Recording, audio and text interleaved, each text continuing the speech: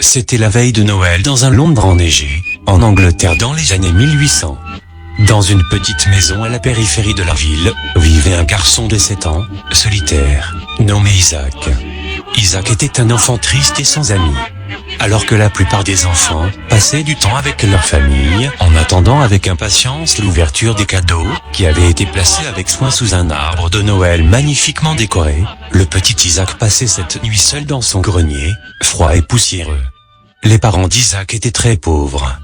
Sa mère était une femme stricte, qui restait à la maison et avait déscolarisé Isaac. Son père travaillait de longues heures au port de Londres pour soutenir sa famille, même si une grande partie de ses gains servait à l'achat et la consommation de grandes quantités d'alcool à la fin de son quart de travail. Parfois, il rentrait ivre après avoir été chassé de tous les bars de Londres. Occasionnellement, il était violent et battait sauvagement la mère d'Isaac. Puis, quand il avait fini, il avait sur elle une rage sexuelle, ivre. Comme il était arrivé cette nuit, qui était une de ces occasions, Isaac était juste resté calme, frémissant sous ses draps souillés jusqu'à ce que les cris et les détonations se calment. Isaac réussit finalement à s'endormir. Il avait rêvé de ce que ce serait d'avoir un ami pour jouer. Peut-être qu'il pourrait rire et être heureux comme les autres enfants de Londres. Heureusement pour le petit Isaac, ce réveillon de Noël marqua un grand changement, quand sa solitude attira l'attention d'un ange gardien, qui élabora ensuite un cadeau très spécial pour le petit garçon triste de Londres. Comme le soleil se levait sur le matin de Noël, Isaac ouvrit les yeux, et trouva une étrange boîte en bois posée au pied de son lit. Il écarquilla les yeux dans la crainte, il regardait la boîte artisanale colorée en se demandant qui l'avait laissée là. Il n'était pas habitué à recevoir des cadeaux, et surtout pas des jouets. Isaac se faufila jusqu'au pied de son lit en face de la boîte mystérieuse, et la ramassa avec les 2 mains. La boîte était magnifiquement peinte dans un style coloré, des clowns resculptés sur le côté. Il y avait une étiquette sur la boîte qui disait tout simplement « Pour Isaac ». Sur le dessus de la boîte, il y avait un texte gravé. Isaac plissa les yeux pour lire les mots « Loing, Jack in a... » Il s'arrêta. « Loing Jack in a box ». Isaac avait entendu parler d'un Jack dans une boîte, mais jamais d'un Loing Jack dans une boîte. Avec curiosité, il saisit la manivelle de métal de la boîte. Isaac tourna la manivelle et la chanson « Pop Goes the Weasel » sonna en rythme avec les fluctuations de la manivelle. Comme la chanson finissait, Isaac chanta avec le dernier verset « Pop Goes the Weasel », mais rien ne se passa. Isaac poussa un soupir. C'est cassé. Il plaça la boîte sur le bord du lit, et se glissa dans la petite pièce poussiéreuse, dans sa nuit sale et dans sa routine. Soudain, Isaac entendit un bruit venant du lit derrière lui. Il se retourna et vit la boîte en bois trembler violemment. Puis, d'un coup, le haut de la boîte s'ouvrit et un défilé de fumée colorée de confetti beugla. Isaac se frotta les yeux, incrédule. Comme la fumée se dégageait, il vit un grand homme mince multicolore, un clown, avec des cheveux rouges vifs, un cône arc-en-ciel en guise de nez, les épaules plumeuses, et un équipement de clown coloré. Le clown écarta les bras et, tout excité, annonça « Venez, venez tous, petits et grands, pour voir le meilleur clown de tous. Le seul, l'unique, Loing Jack in a box. » Les yeux d'Isaac s'illuminèrent. « Qui es-tu » demanda-t-il. Le clown coloré sauta du lit et dit avec un sourire heureux « Je suis content que tu te poses la question. Je suis Loing Jack, ton nouvel ami pour la vie. Je suis magique, je ne me lasse jamais de jouer, et je change en fonction de ta personnalité. En d'autres termes, je suis tout ce que tu voudras. » Isaac leva les yeux vers le mystérieux bonhomme. « Hein ? On est amis ?» Il bégayait. Jack regarda le garçon tout en levant un sourcil. « Amis ? Non. On est meilleurs amis. J'ai été spécialement créé pour être ton ami, je ne suis pas si imaginaire, Isaac. » La mâchoire d'Isaac en tombait. « Tu connais mon nom ?» Jack laissa échapper un rire lunatique. « Bien sûr, je sais ton nom. Je sais tout sur toi. Donc, maintenant que les présentations sont faites, tu veux jouer à un jeu ? Ça s'appelle « Je vois quelque chose de... » Isaac sourit jusqu'aux oreilles. « Vraiment ? Nous pouvons jouer à des jeux ? C'est super. » Il s'arrêta. « Je ne peux pas. Je dois aller en bas pour voir mère pour mes devoirs et mes tâches. » son sourire disparut dans la déception. Jack posa sa main sur l'épaule d'Isaac et dit avec un sourire chaleureux, « Ça va aller, je vais t'attendre ici. » Isaac sourit et regarda son nouvel ami. C'est alors qu'il entendit la voix stridente de sa mère lui demandant de venir en bas. « Eh bien, je dois y aller. On se voit plus tard, ok Jack ?» dit Isaac alors qu'il se dirigeait vers la porte. Jack sourit, « Absolument, gamin. » « Oh, Isaac. » Isaac regarda Jack, qui lui fit un clin d'œil et dit, « Tu devrais sourire plus souvent, ça te va bien. » Isaac sourit joyeusement, se tourna, et se dirigea vers la porte. Toute la journée, Isaac parla à sa mère d'un merveilleux clown coloré, qui sortait d'une boîte magique, qui est apparue au pied de son lit. Sa mère cependant, n'en croyait pas un mot. Enfin, il a convaincu sa mère de le suivre dans sa chambre, pour qu'elle puisse voir Loin Jack de ses propres yeux. Ils montèrent les escaliers, et Isaac ouvrit la porte de sa chambre. « Vous voyez mère, il est... » Isaac s'arrêta. Il balaya la pièce, qui ne contenait ni clown magique, ni mystérieux coffre en bois. La mère d'Isaac n'était pas du tout amusée. Elle regarda Isaac d'un regard menaçant. Ses genoux tremblaient. « Mère. » Il était là. La mère d'Isaac lui donna une grosse gifle en plein sur son visage. Ses yeux devinrent humides, et sa lèvre commença à trembler. Il se sentait sur le point de tomber par terre. Stupide gosse insolent. Comment oses-tu me mentir sur telle idiotie? Qui voudrait être ami avec un ver inutile tel que toi? Reste dans ta chambre pour le reste de la soirée, et tu n'auras pas de dîner. Maintenant, tu ne dis plus rien, ingrat. Isaac réussit à avaler le nœud dans sa gorge pour murmurer une réponse, « Merci ». Sa mère le regarda pendant un moment avant de quitter la pièce, pleine de dégoût. Isaac s'agenouilla et posa son visage sur le côté de son lit. Il versa un ruisseau de larmes. « Qu'est-ce qui ne va pas, gamin ?» dit une voix. Isaac était sur le bord du lit où Jack était maintenant assis à côté de lui. « Où étais-tu » murmura Isaac. Jack passa sa main dans les cheveux d'Isaac, pour le consoler et dit doucement, « Je me cachais. Je ne peux pas laisser tes parents me voir. Sinon, ils ne nous laisseront plus jouer. » Isaac essuya les larmes de ses yeux. « Et gamin, je suis désolé d'avoir dû me cacher, mais je le faisais pour toi. Parce que ce soir, on va pouvoir jouer à des tonnes de jeux. » dit Jack en souriant. Isaac regarda son copain et hocha silencieusement la tête.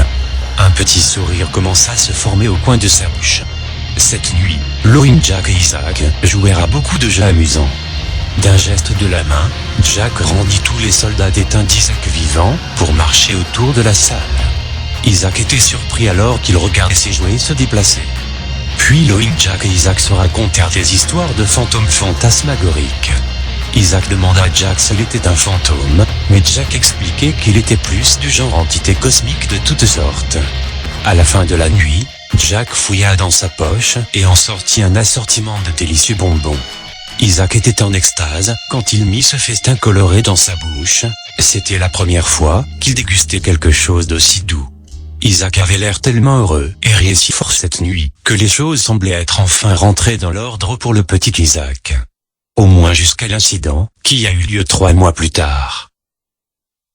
Il faisait très chaud et ensoleillé à Londres ce jour-là, ce qui était plutôt rare. Aussi, avec l'aide d'un certain ami, Isaac avait pu terminer ses travaux et était autorisé à aller jouer dehors. Les choses ont commencé assez simplement, le duo était derrière la maison à jouer aux pirates, quand Isaac a repéré que le chat des voisins s'était faufilé dans son jardin. « Nous avons un espion ennemi en vue. » « Tous à tribord !» cria Isaac, captivé par la fantaisie et l'imagination. « Je vais l'attraper, capitaine Isaac !» s'écria le premier lieutenant Jack, avec sa meilleure voix de pirate. Jack tendit le bras à travers le jardin et prit le félin sans méfiance, qui commença à lutter avec vigueur. « Ne le laissez pas s'en tirer, Jackie, ou on le fera passer par-dessus la planche. » Isaac était contrarié. L'emprise de Jack sur le chat serré. Ses bras se prolongèrent comme un anaconda s'enroulant autour du félin, qui luttait pour sa vie. Les bras de Jack continuaient à presser l'animal, en appuyant sur l'air de ses poumons.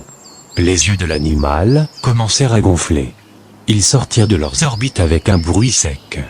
Jack relâcha rapidement la créature de sa main, qui était à présent sans vie au sol. Il y eut un gros silence, à la vue du corps mutilé du chat. Le silence fut finalement rompu par un rire désopilant, venant d'Isaac. « Eh bien, je suppose que les chats n'ont pas vraiment 9 vies !»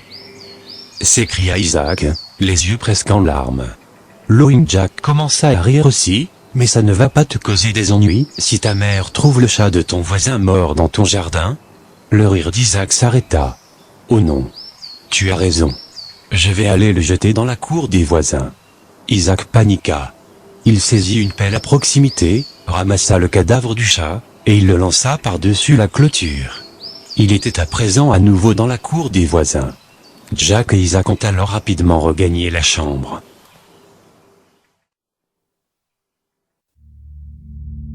C'est arrivé environ 1 heure plus tard.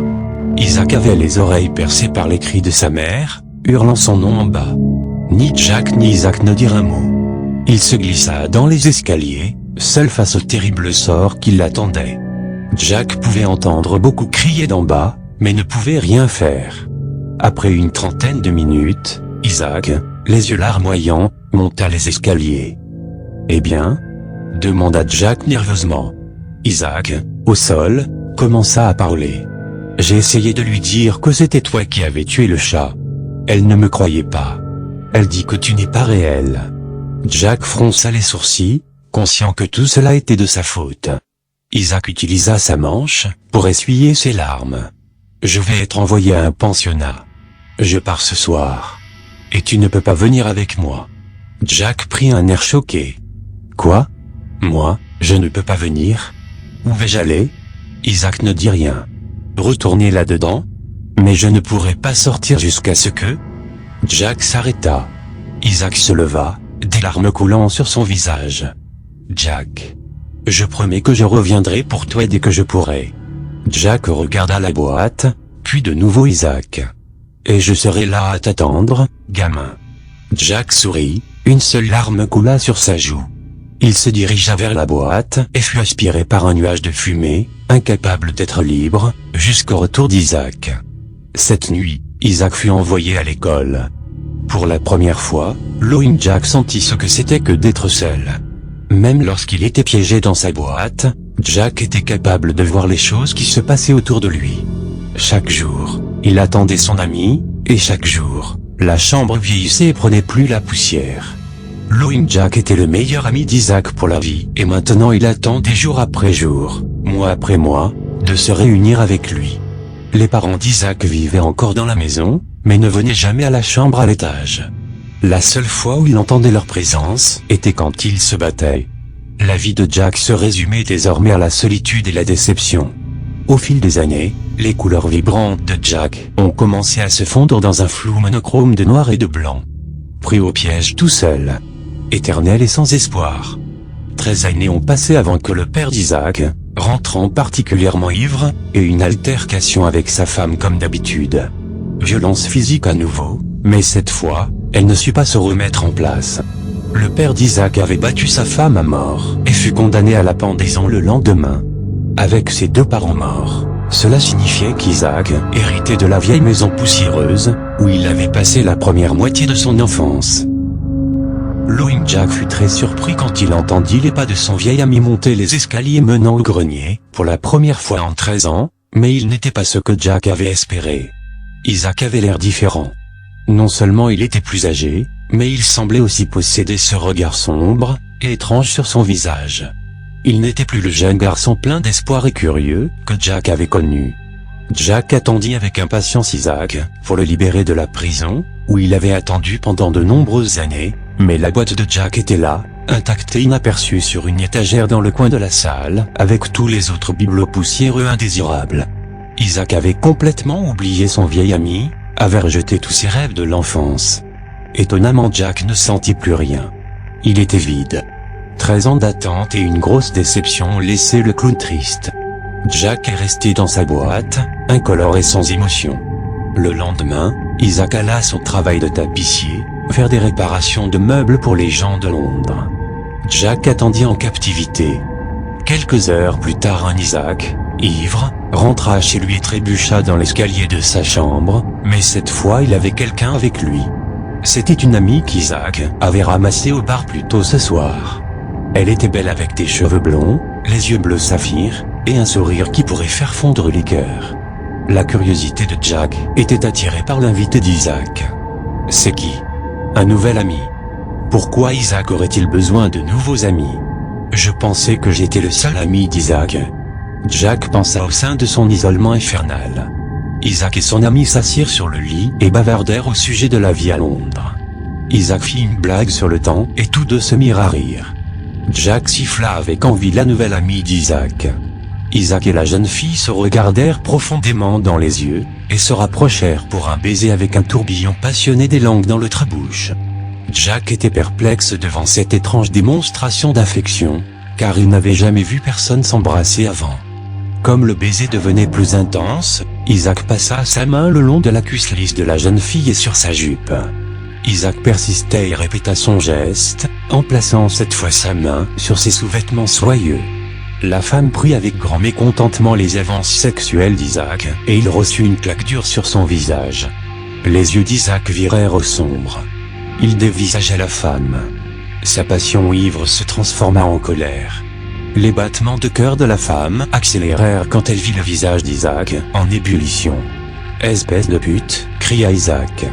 Il lança son poing dans le visage de la jeune fille. Les yeux de Loggin Jack s'élargirent. Il vit de longues traînées de rouge jaillissant du nez de la jeune fille. Quel est ce jeu? Pensait-il, innocent. Isaac saisit d'une main le poignet de la jeune fille et déchira sa culotte de l'autre. La jeune fille, terrifiée, essaya de se battre. Isaac caressait ses seins, saisissant sauvagement ses cheveux et forçant sa langue dans la gorge de la jeune femme en sanglots, qui criait aussi fort qu'elle le pouvait. Jack regardait avec de grands yeux curieux. La fille effrayée tomba du lit et se laissa tomber sur le sol, elle se précipita vers la sortie. Isaac prit rapidement une embardée vers l'avant et réussit à attraper la fille en fuite en saisissant sa robe. La remontant, il prit le chandelier au large de la table de chevet à côté de lui, et de toutes ses forces, il défonça la tête de la jeune femme, qui s'ouvrit comme une pastèque mûre. Du sang, épais, éclaboussé à travers la pièce, le corps de la jeune fille convulsa sur le sol pendant plusieurs secondes avant de devenir complètement immobile. Du sang partout. Quelques gouttes parvinrent même sur la boîte de Jack, qui était très intéressé par ce spectacle. Pour la première fois en 13 longues années, un sourire commença à revenir sur le visage de Jack, un rire soudain s'échappa de ses lèvres froides, puis un autre, et un autre, jusqu'à ce que Jack hurle de rire à l'intérieur de sa boîte scellée. Quel jeu vraiment fascinant! Dit Jack en voyant les cheveux blonds dorés de la jeune fille mélangés au sang.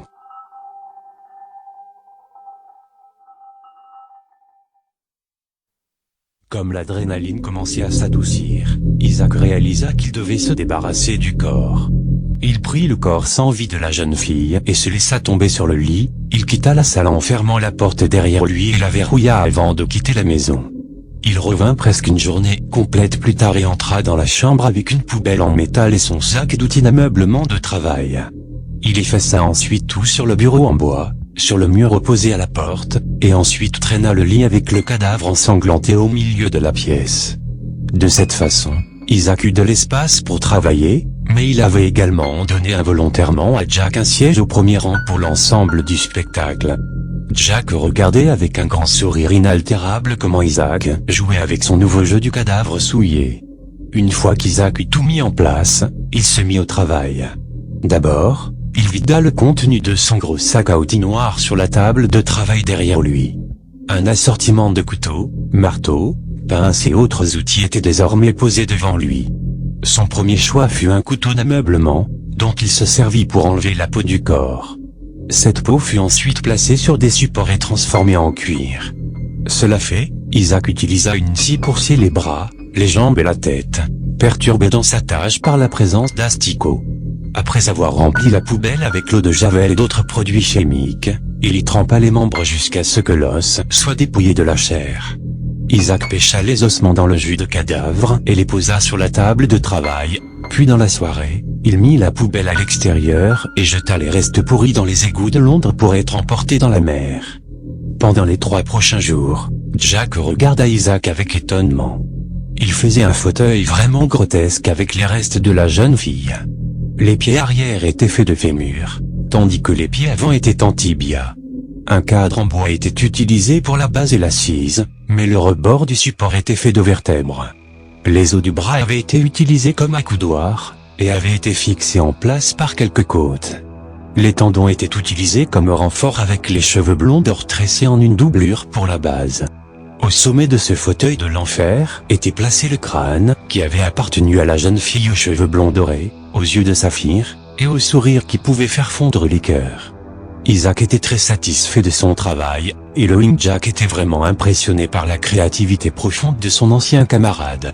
Après cette nuit, Isaac ne toucha plus jamais une goutte d'alcool, car il possédait maintenant une soif beaucoup plus macabre. Dans les semaines suivantes, Isaac apporta plusieurs améliorations à son petit atelier des horreurs. Il enleva le matelas du lit et posa une rangée de planches de bois épais à la place, puis il attacha des bras et des jambes au fond et sur les côtés. Isaac n'avait besoin que d'une dernière chose avant de planifier une autre partie grotesque. Il avait travaillé sur elle pendant une semaine d'affilée, la main sculptée dans le bois. Une fois appliquée la couche de peinture blanche, la création d'Isaac fut complète. C'était un masque ressemblant à quelque chose que l'on peut porter à un bal masqué. Il avait un front plissé et un long nez de troll, qui lui permettrait de frapper sans crainte dans le cœur de ses clients bien-aimés. Avec son nouveau visage et la salle transformée en un nid d'assassinat, il était enfin temps pour Isaac de ramener à la maison un nouveau compagnon de jeu. La nuit suivante, Loin Jack regarda Isaac, masqué, piétinant les escaliers, emportant avec lui un grand sac de jute, avec tous ses hôtes à l'intérieur. Il vida le sac sur son lit de torture, et laissa échapper un jeune garçon attaché et bâillonné. Il avait très peur, et probablement à peine 5 ou 6 ans. Isaac dénoua rapidement les liens du garçon et lui coinça les pieds et les bras dans le cadre du lit d'acier. Les larmes coulaient sans cesse sur le visage impuissant du garçon. Isaac posa ses outils sur l'établi. Il revint en brandissant une paire de tenailles rouillées, et, sans perdre de temps, il glissa la mâchoire inférieure de la pince sous l'ongle de l'index droit et serra fermement. Les yeux de l'enfant tremblaient. Il commença à supplier Isaac de le laisser s'en aller. Isaac sourit en arrachant péniblement le premier ongle. Le garçon cria de toute son âme, se tordant de douleur sur les planches de bois, le sang commença à jaillir de son doigt. Isaac plaça ensuite la pince sur le majeur, tenant fermement l'ongle avec ses tenailles rouillées. Une fois encore, il tira la pince en arrière, mais cette fois l'ongle ne s'arracha qu'à moitié. Le garçon cria de douleur, ses doigts se crispaient, en sang. Isaac donna un autre coup sec. Le reste de l'ongle s'arracha, mais pas sans une bonne dose de peau avec. Même Isaac était un peu rebuté par ce spectacle douloureux, contrairement à Loin Jack, qui captait de joie à la vue de ce spectacle qu'il voyait depuis son ancienne boîte poussiéreuse. Isaac retourna à l'atelier et troqua la pince pour un grand marteau de fer. Il fit ensuite son chemin vers le pied du lit de torture, où, d'une main, il enfonça la jambe gauche de l'enfant. Il souleva le marteau au-dessus de sa tête. Le jeune garçon continuait de pleurer. Alors, de toutes ses forces, Isaac abattit le marteau vers le bas nu du garçon, brisant l'os avec un craquement. L'enfant convulsait dans la douleur et poussait des cris stridents, le bâillon de tissu attaché étroitement à son visage l'étouffait. Comme l'enfant subissait une douleur intense, Isaac plaça le marteau sur le lit en bois et retourna une fois de plus à l'atelier où il se munit d'un long couteau pointu. Sans tarder, il commença à sculpter les mots « vers inutile » dans la poitrine de l'enfant. Quand il eut fini, le garçon était à peine conscient. Isaac s'agenouilla alors et murmura à l'oreille de l'enfant. C'est ce qui arrive aux enfants pourris, qui font face aux gens désagréables. Les yeux de l'enfant étaient remplis de larmes. Isaac se mit à tailler la peau du visage de l'enfant, mais il fut surpris de voir que le garçon s'accrochait encore à la vie. L'enfant mutilé regarda Isaac avec ses grands yeux ronds, qui lui remplit son cœur noir de rage et de haine. Même son visage était toujours laid comme une merde. Isaac cria, ramassa le marteau au pied du lit et commença à frapper le crâne du pauvre garçon, qu'il brisa encore et encore, jusqu'à ce qu'il n'en reste plus rien qu'une masse de chair sanglante. À travers la pièce, Jack riait joyeusement. Ce spectacle avait été à la hauteur de ses attentes. Le second convive d'Isaac était une vieille femme aveugle qu'il avait invitée pour boire le thé. Il lui fallut à peu près 5 minutes pour réaliser que la chaise sur laquelle elle était assise était faite de restes humains, et encore 6 minutes pour trouver l'escalier. Elle tomba en agitant les bras et en criant comme une dingue. Isaac décida de mettre fin à cette cruelle plaisanterie, avec un choix simple. Il lui enfonça du verre à travers l'orbite. Après cela, il ne resta plus qu'une petite fille qu'il avait gavée de verre brisé avant d'utiliser son ventre comme un punching ball. Au fil des semaines, de plus en plus d'âmes plus malchanceuses atteignirent leur fin dans le grenier d'Isaac. Sa personnalité était devenue plus sombre et sadique, et Jack suivait son évolution alors qu'il pourrissait dans sa boîte poussiéreuse. Jusqu'à une nuit très froide de décembre.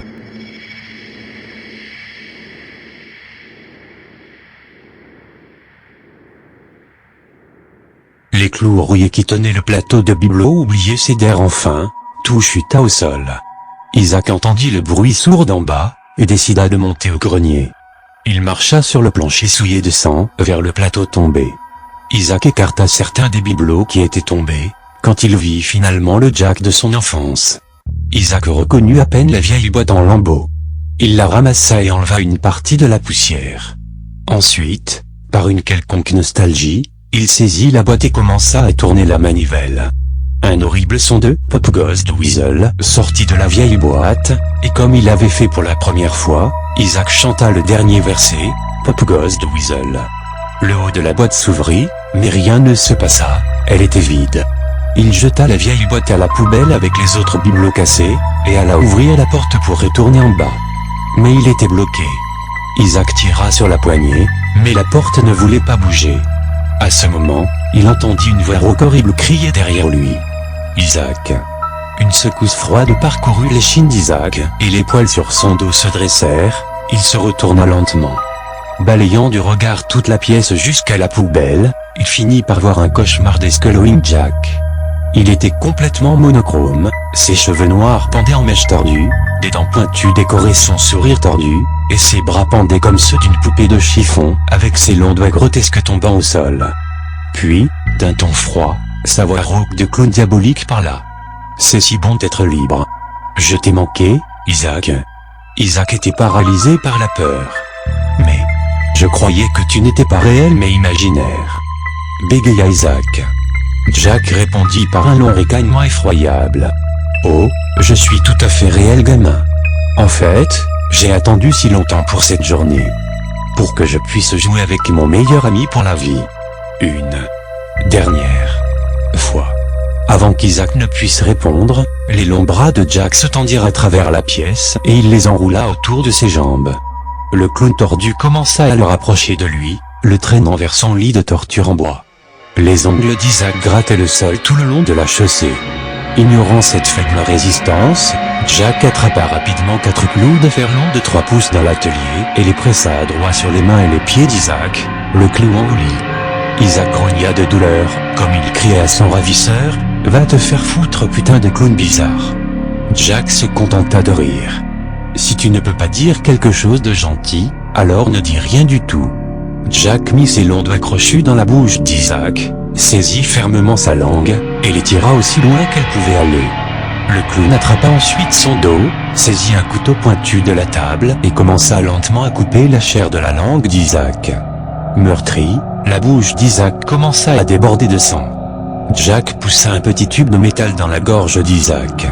À ce stade, Isaac était déjà dans une grande douleur, et avait les yeux fermés serrés, pour éviter de voir les horreurs nauséabondes qu'on lui faisait sur son corps. « Allez, ce n'est pas drôle si tu ne regardes pas », dit Jack d'un ton ludique, mais Isaac garda les yeux fermés. Jack soupira. « Comme tu voudras. » Jack maintint ensuite l'un des yeux d'Isaac ouvert. Il allongea son bras et prit quelques longs hameçons pointus dans l'atelier. Lentement, Jack poussa l'extrémité pointue du hameçon à travers la paupière supérieure droite et attacha la pointe au niveau du sourcil, pour le laisser en permanence ouvert. Puis il sortit un second crochet, poussant à travers la paupière inférieure, et l'épingla à la joue. Jack répéta le processus pour l'autre œil, pour qu'Isaac ne manque rien de l'action. Loin Jack prit ensuite le même couteau qu'il avait utilisé pour arracher la langue d'Isaac et commença à se concentrer sur l'élimination des lèvres. Jack trancha soigneusement des longues bandes de chair, montrant ses dents et gencives complètement exposées. On dirait que quelqu'un ne se brosse pas les dents. Jack ricana dans sa barbe et saisit le marteau. Isaac le suppliait d'arrêter, mais seuls des gémissements s'échappaient de sa gorge. Jack souleva le marteau en l'air, et, avec un sourire tordu, il frappa le bras et les dents d'Isaac, qui éclatèrent comme de l'argile sèche. Jack laissa tomber le marteau, et se mit à hurler de rire. Il déchira la chemise d'Isaac, prit le plus gros couteau, et il découpa le haut de la poitrine d'Isaac de haut en bas, jusqu'à l'estomac. Isaac gémit de douleur. Le monstre monochrome enfonça ses doigts misérables sous la peau de la poitrine d'Isaac, et l'appela jusqu'au dos, pendant qu'Isaac observait ce spectacle en direct. Jack commença ensuite à sortir les intestins d'Isaac, de la même manière qu'un magicien se mettant à tirer une série de tissus colorés de sa poche. Jack commença à souffler de l'air dans l'intestin. Une fois gonflé, il le tordit de sorte à en faire un caniche, et il s'écria en un petit rire bruyant, « Je peux faire les girafes aussi !» Isaac restait toujours dans la douleur et le choc. La créature posa doucement le ballon macabre à côté de la tête d'Isaac. Pour son prochain tour, Jack enfonça sa main dans la cavité de l'estomac ouvert d'Isaac et tira sur l'un de ses reins. Le tenant dans sa main, Jack se tourna vers son ami captif et haussa les épaules en déclarant « Les reins ne sont pas vraiment mon truc ». Il jeta l'organe de côté. Loin Jack remarqua qu'Isaac commençait à dériver dans la mort. Déjà fatigué ? Pourquoi ? On était presque au grand final, s'écria Jack. Il sortit une aiguille de sa manche. Ça devrait te requinquer un peu. Jack enfonça l'aiguille dans la rétine d'Isaac et injecta le liquide dans son orbite de droite. Jack se tortilla et tordit l'aiguille dans le globe oculaire de son ancien camarade de jeu. Isaac était toujours en vie. Avec un petit rire sinistre, Jack tira l'aiguille, tirant sur le globe oculaire avec elle. L'œil droit d'Isaac était accroché hors de son support et pendait sur le côté de son visage.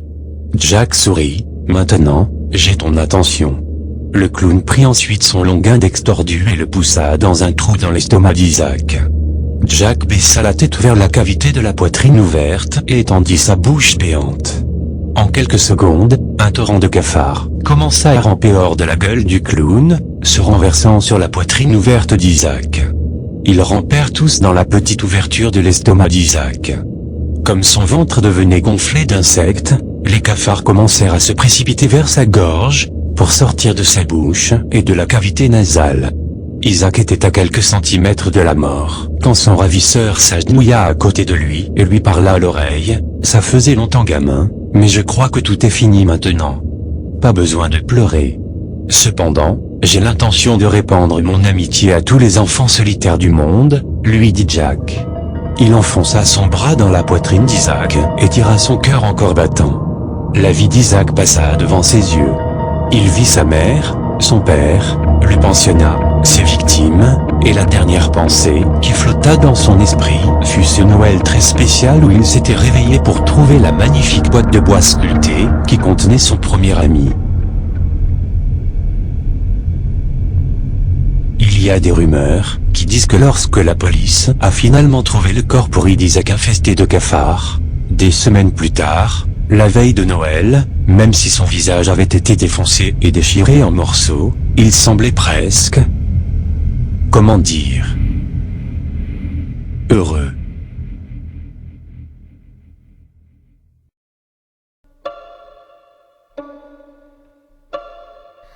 Come little children, I'll take thee away into a land of enchantment. Come little children, the time's come to play here in my garden of